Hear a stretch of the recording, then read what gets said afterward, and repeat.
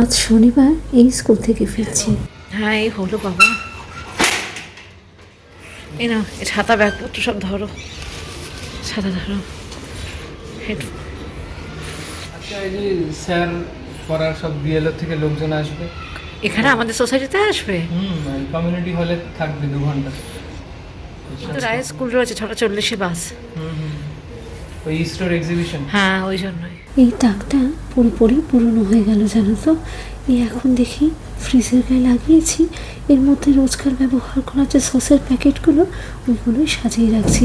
তাহলে ফ্রিজটাও খানিকটা হালকা হবে, পরিষ্কারও থাকবে। আর ডায়েরিতে এই সসের প্যাকেটগুলো ব্যবহার করে জানো তো, একটা এখানে একটা সেখানে ছড়িয়ে ছিটিয়ে রেখে দেয়। তার থেকে বরঞ্চ ভালোই হলো, একটা নির্দিষ্ট স্থান হলো। আর তাছাড়া এই ছোটোখাটো ওষুধপত্রগুলো চারিদিকে ছড়িয়ে ছিটিয়ে থাকে, আমার একদম ভালো লাগে না জানো তো। ওই জন্যই ভাবলাম যাকে যখন পড়েই রয়েছে বরঞ্চ সেটাকে কাজে লাগাই। আজ ইচ্ছা রয়েছে একটু ফুলকপির অন্যরকম রেসিপি বানাবো। এটা অবশ্য হীরক কোনো একটা নেমন্তন্ন বাড়িতে খেয়েছিল, ওই তবে থেকে আমাকে বলে আসছে জানো তো। আর শনিবার দিন ছাড়া তো সেরকম করে নিরামিষ খাওয়াও হয় না। ঘরে মোটামুটি সব জিনিসই মজুদ রয়েছে। তাছাড়া রান্নাটা করতে গেলে পরে কোনো কিছুই সেরকম আহামরি জিনিস লাগে না। ফুলকপি, আলু, টমেটো, কয়েকটা কাজু, সামান্য একটুখানি পোস্ত আর অল্প একটুখানি ছানা, এই দিয়ে দিব্যি সুন্দর একটা রেসিপি হয়ে যায়। ফুলকপির ফুলগুলো একটু বড় করে কাটলাম। হীরক যার বাড়িতে রান্নাটা খেয়েছিল, ওর এত ভালো লেগেছিল, তাকে আবার জিজ্ঞেস করে রেসিপিটাও নিয়ে এসছে। যাকে আমারই ভালো হলো, নতুন একটা রান্না শেখা হয়ে যাচ্ছে। আলুগুলো একটু বড় করে কাটবো, তবে এই সবই কিন্তু হীরকের ডেসক্রিপশন অনুযায়ী হচ্ছে। আগামী 3-4 দিন রায়রার আমার একটু ব্যস্ততার মধ্যেই দিনগুলো কাটবে। আমাদের স্কুলে একটা সায়েন্স এক্সিবিশন হচ্ছে, তবে এই এক্সিবিশনটা বেশ অন্যরকম জানো তো। আহমেদাবাদে যে ইসরো রয়েছে, ওখান থেকে সায়েন্টিস্টরা আসছেন। তারা তাদের অ্যাপারেটাস, মডিউলস, ইনস্ট্রুমেন্ট সবই নিয়ে এসে আমাদের স্কুলে ডিসপ্লে করছে।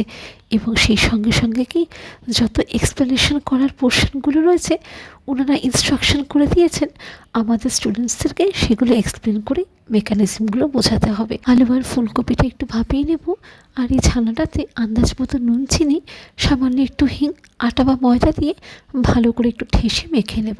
ওই যে কথাটা বলছিলাম, আমাদের স্কুলে যে সায়েন্স এক্সিবিশনটা হচ্ছে তার জন্যে কিন্তু জানো তো আশেপাশে যত স্কুল রয়েছে সবাইকে ইনভাইট করা হয়েছে। বাড়িতে ময়দা নেই, তাই একটু আটা দিয়ে দিলাম। ওই সায়েন্স এক্সিবিশনে যারা রেসপন্সিবল টিচার্স, তাদের এখন পুরো প্যাকড স্কেডিউল জানো তো। ক্লাসেস নেওয়ার পাশাপাশি তারা স্টুডেন্টসদেরকে ট্রেনও করছে। তাছাড়া এত বড় একটা প্রেস্টিজিয়াস ইভেন্ট, তার জন্যে কি স্টুডেন্টসদেরকে বিভিন্ন সেগমেন্টে ডিভাইড করে দেওয়া হয়েছে। রাই যেমন রয়েছে হসপিটালিটি ডিপার্টমেন্টে। তবে কালকে তো সব সায়েন্টিস্টরা আসছে। ওই বললাম না, যেই টিচার্সরা দায়িত্বে রয়েছে বা যে স্টুডেন্টসরা রয়েছে, তাদেরকে কালকে তো যেতেই হবে। এবং আগামী সোম, মঙ্গল, বুধবার কখন যে বাড়ি ফিরবে তার ঠিক নেই। তবে একটা জিনিস নিশ্চিন্ত, খাবার দাবারটা এই কদিন পুরোটাই স্কুলের দায়িত্বে। মানে সন্ধ্যা অবধি থাকতে হলে পরে সকালের ব্রেকফাস্ট, লাঞ্চ, সন্ধ্যেবেলার স্ন্যাক্স স্কুল থেকেই দেবে। এবং সেই সঙ্গে সঙ্গে ট্রান্সপোর্টেশনটাও স্কুল থেকেই। সেই মতো কি আমি বাড়ি চলে এলে পরেও রাই যখন আসবে মোটামুটি সেরকম করে চিন্তার কোনো ব্যাপার নেই। আর তাছাড়া বাচ্চাদেরকে 3-4 দিন বলেছে ফোনটা হাতে করে নিয়ে যেতে। ছানার বড়াগুলো চ্যাপটা আকারে করে এখন ভেজে নিলাম। তবে একটা কথা খেয়াল রেখো, রান্নাটা পুরোটাই কিন্তু সর্ষের তেলে হবে।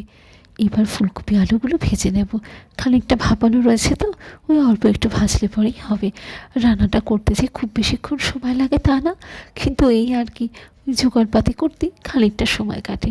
তবে আজ আমার একটা ভুল হয়ে গেছে জানো তো, কাজুটা একদমই নেই। তার বদলে বাড়িতে খানিকটা আমন্ড আর একটু বাদাম পড়েছিল, ওইটাই বেটে দিয়েছি। আর সেই সঙ্গে সঙ্গে একটু পোস্ত আর একটু সাদা তেল দিয়েছি, জিরে আর একটু হিং ফোড়ন দিলাম। ছোট দুটো টমেটো 4 টুকরো করে কেটে নিয়েছি। আর এবার এক এক করে আমাদের রোজকার যা মশলা, হলুদ গুঁড়ো, লঙ্কা গুঁড়ো, ধনে জিরে গুঁড়ো, সামান্য একটুখানি কাশ্মীরি লঙ্কার গুঁড়ো, আন্দাজ মতো নুন আর চিনি। বললাম না, রান্নাটা বেশ অন্যরকম তাই না বলো। সাধারণত এই পোস্ত বা তিল বাটাতে আমরা কখনো টমেটো দিই না। এখন দেখা যাক হীরকবাবুর ইনস্ট্রাকশনে রান্নাটা কেমন হয়। তিল, পোস্ত, আমন্ড আর একটু বাদাম বাটা, এটাই এখন দিয়ে ভালো করে মশলাটা বসিয়ে নেব।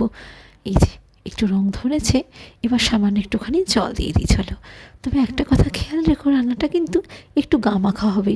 তবে আবার কিন্তু বেশি ঝোলটা গাঢ় করে দিলে ওই বড়া যে কটা হয়েছে পুরো ঝোলটা টেনে নেবে।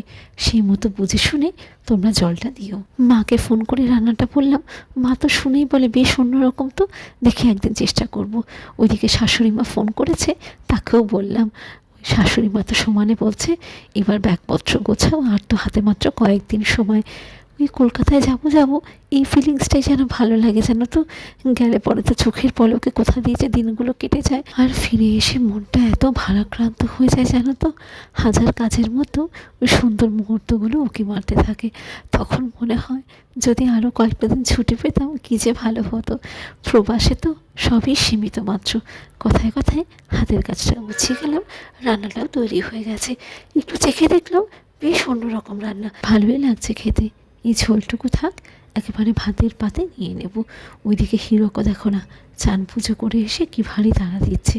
তোমরা কিন্তু অবশ্যই কমেন্টে জানিও এই রেসিপিটা তোমাদের কেমন লাগলো। স্কুল থেকে ফিরে যে কোথা দিয়ে সময়টা চলে যায়, তার মধ্যে শীতের বেলা সময় যেন একেবারে দৌড়চ্ছে। হিরক বলছিল এই পর্দাটা নাকি একটু ফুটো হয়ে গেছে। আসলে সন্ধ্যেবেলা করতে একটু ছোবড়া চালাই, ওই বোধহয় একটু ফুলকি এসে পড়েছিল। এই পর্দাটা ফ্লিপকার্ট থেকে কিনেছিলাম। আমি অবশ্য একটা ফ্রিল দেওয়া পর্দা অর্ডার করেছিলাম, তার বদলে এটা এসেছিলো। এই ওয়াল হ্যাঙ্গিংটা যে কে দিয়েছে খেয়ালই নেই। এই একটা এদিকে টাঙানো রয়েছে, আর এইটারই আরেকটা জোড়া ওই কোনায় টাঙিয়ে রেখেছি। তবে জিনিসটা বেশ বড়। আর এই যত এখানে উইন্ডো চাইমসগুলো দেখো, এইগুলো সবই দক্ষিণাপন থেকে কেনা, বেশ অন্যরকম এক একটা, তবে দামগুলো আয়ত্তের মধ্যেই। এইটা আমার ননদ কিনে দিয়েছিল যখন আমরা দার্জিলিংয়ে গেছিলাম। ও তো জানে টুকটাক ঘর সাজাতে ভালোবাসি, ওই জন্য যখনই যা কিছু দেয় সবই ঘর সাজানোর রিলেটেড। আর একটা ওয়াল হ্যাঙ্গিং এদিকে টাঙিয়ে রেখেছি। এই ফটোটা রীতির পছন্দে কেনা, এইটাও অনলাইন থেকে কেনা। এর মধ্যে এই একটা স্ট্যান্ড দেখছো না কালো মতো, হয় ধূপ না হলে পরে মোমবাতি রেখে দিলে পরে দারুণ লাগে দেখতে জানো তো। আর ধূপের গন্ধটা চারিদিকে ছড়িয়ে পড়ে এত সুন্দর লাগে। এইটাও খানিকটা সেমই, তবে ডিজাইনটা বেশ সুন্দর এবং অন্যরকম। কালারগুলো অবশ্য প্রথম থেকেই এইরকমই। এর ভেতরেও একটা ছোট্ট কালো স্ট্যান্ড রয়েছে।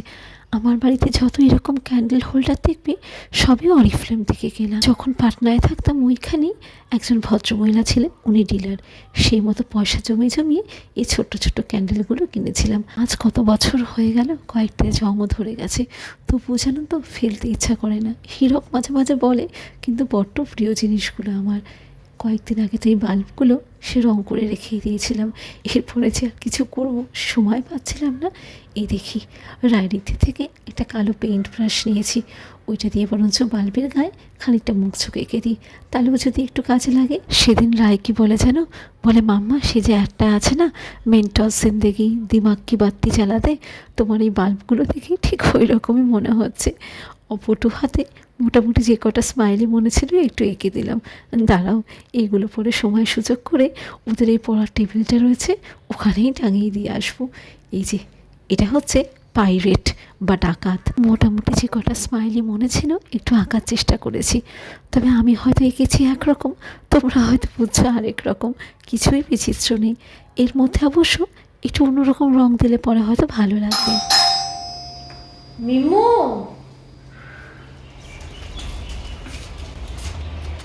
হলো,